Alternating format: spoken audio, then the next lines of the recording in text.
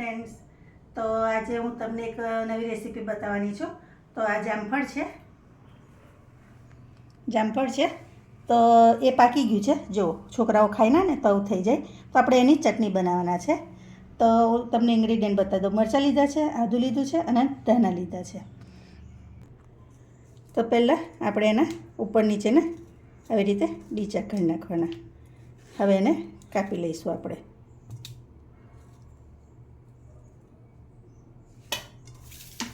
આ mixer jar લીધું છે.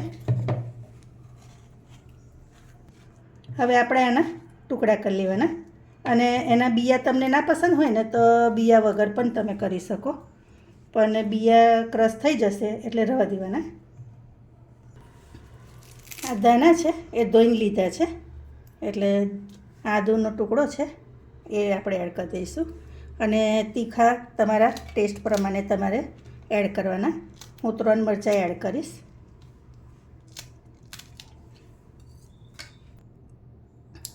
ચટણીનો ટેસ્ટ ચટપટો કરવા આ સંચળ છે, કાળા નમક કે તે, અને થોડુંક આપણે મીઠું એડ કરી દેવાનું.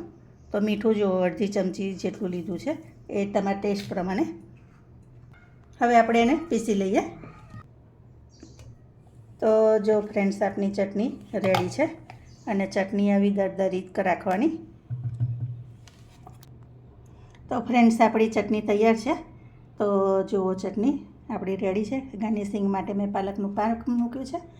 તો તમને હું જરાક વધારે નજીકથી બતાવું તો આ ટાઈપની થાય છે, અને ખાવામાં ખૂબ ટેસ્ટી હોય છે. એકવાર આ રેસીપી ચોક્કસથી ટ્રાય કરજો. નવી રેસીપી સાથે ફરી મળીશું. Thank you.